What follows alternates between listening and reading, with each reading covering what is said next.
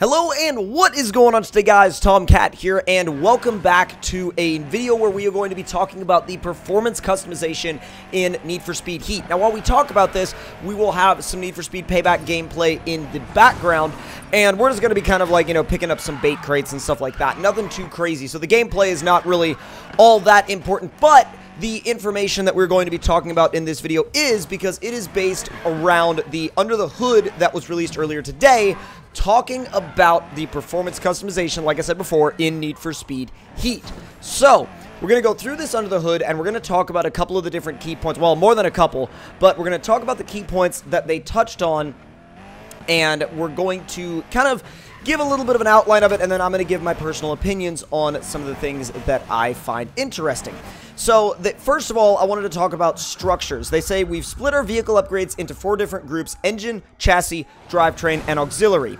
Now, I'll go through these one by one, and I'll let you guys know what they actually mean, and basically what they are is subgroups. So, engine, for example, will contain things like forced induction and nitrous. Chassis, that's everything like tires, brakes, suspension. Drivetrain, that's transmission, clutch, drive line, all that stuff, and will affect shifting times and gear ratios. Now, auxiliary is weird. Auxiliary is quite weird because the auxiliary group has space. They say it has space for 2 items, one active and one passive. Now, this is a quote: "The active items are manually controlled by the player and include things such as instant refill of all your nitrous bottles for a quick double burst on the finish straight, or a repair kit to get some quick health back. The health can be hugely beneficial when you find yourself in a bit of trouble and are needing to get back to the garage while limiting the risk of getting wrecked." Now, also, the passive items, on the other hand, are active at all times as long as they are installed on the car. So it says this category includes things like re-inflatable tires, which reduce the time it takes before the tires re-inflate after hitting a spike strip, damage increase so that cop vehicles can be taken out faster, and various items that give increased nitrous gain from activities like jumping and drafting. So these are very interesting because they're always working. The passive items really kind of piqued my interest because they're always working there in the background for you, and they're things that you can really install and not have to worry about and never really touch, but will always be giving you some sort of benefit. So, interesting move there with that. Now, they go a little bit more in depth in terms of like forced induction and nitrous and stuff like that, but the one thing that I really want to talk about is the handling section. Now, it says there are 3 categories that affect the handling style of the vehicles: tires, suspension, and differential. Now, it says they are divided into types depending on how they change the handling characteristics of the car between race, drift, and on-road and off-road. The higher the level of the parts, are, will have a bigger impact on your handling. Higher level tires improve the overall grip of the car. So if a car produces a lot of wheel spin off the line, then tires are a prime candidate to upgrade to improve acceleration and increase cornering speed. Now, like we saw in some of the gameplay that I showed about a month prior, there's definitely a little bit more of a focus on handling this time around, and you could tell that a lot of time and effort has been put into it. And also, you really can start to drive the cars now with a little bit more of a usable grip dynamic, and not just, drift them everywhere, because drifting does not speed your cars up anymore. Drifting will actually, the longer you drift, it will start to slow your car down, which is a lot more realistic and really a lot more in line with what you would expect to feel naturally from a car's driving characteristics and handling characteristics, whereas in previous Need for Speed games, drifting would actually make you speed up and therefore kind of offset what a lot of people felt the game should feel like. Now, engine swaps. Very interesting point to touch on here. It says all vehicles have a pool of engines that can be bought and installed onto the car. The number of available engines for each vehicle is generally around 7 to 10 engines, which is actually quite high. I mean, that's definitely, when you compare that to Forza Horizon 4, sometimes you have 1 engine, sometimes you have 2 engines, sometimes you have like 4 or 5 in Horizon 4, but not 7 to 10. That's a lot of engines. They say, but a few of the most extreme cars in the game have limited amounts of available engines, which makes sense because, let's take something crazy like, I don't know, I'm just going to pull a random car out of my head, Koenigsegg of some kind. You're not really going to be trying to swap an LS into a Koenigsegg. It's not really going to be a major deal. Now, it says the available engines for each car have been selected in order to give a variety of sounds while having limits on sizes and performance in order to keep the end-game performance between vehicles more balanced. So that sounds to me like they're trying to make sure there's no God engine. Because if there is a God engine, then you're kind of out of luck and everybody's going to use the God engine, which really kind of, you know, it kind of shows what's happened in Forza with the Aventador V12. If that's usable, then generally speaking, everybody's going to use it if they want the best performance out of the car.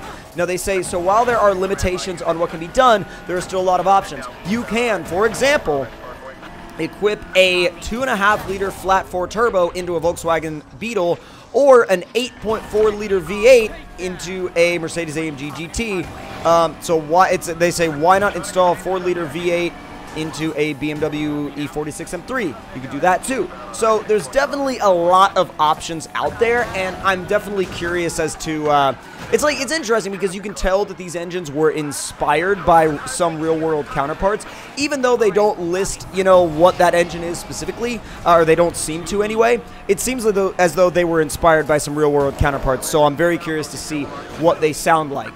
Now, touching on parts for a little bit, speed cards, as you could actually see in this payback gameplay, which is also part of the reason why I wanted to use payback gameplay, speed cards are gone. They are not here, and I wanted to talk about acquiring parts. So they say there are 2 ways of acquiring parts in Need for Speed Heat.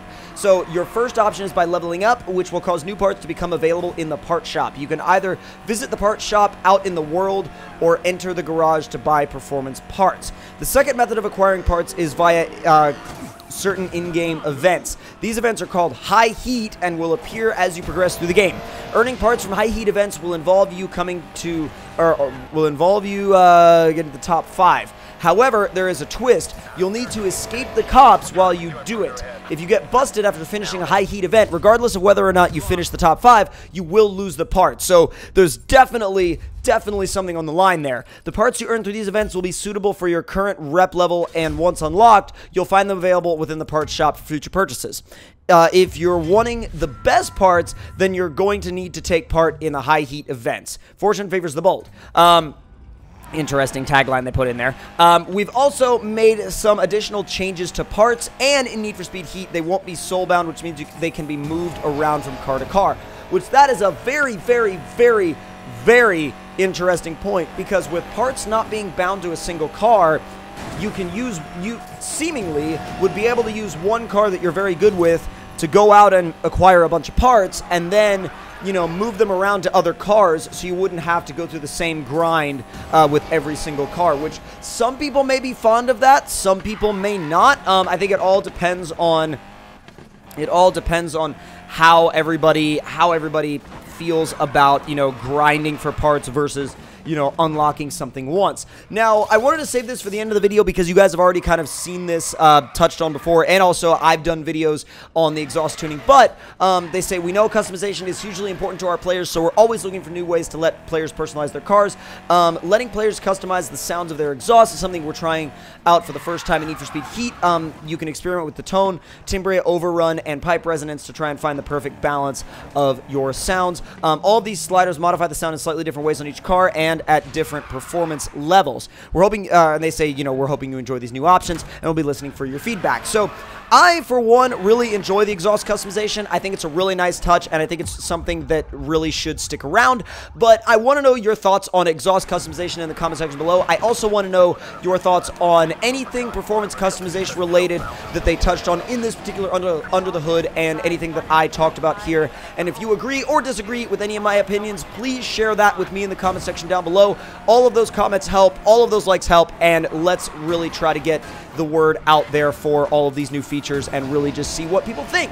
So that has been a look at this latest performance customization under the hood from me, and I want to know, again, like I said, your thoughts. And if you're interested in more racing game content every single day, well, racing game, driving game, simulator game, and sometimes some other weird off-the-wall games that I just decide to randomly play, if you are interested in anything like that, make sure you subscribe for more. I'm actually planning some retro Let's Plays here soon, which Burnout Paradise very well may be on the list for. And if that is something that you are interested in, then make sure you jump on that like button and let me know in the comment section down below. thank you guys all for your time. Thank you guys for watching, and I will see you all in the next one. Talk to you guys later.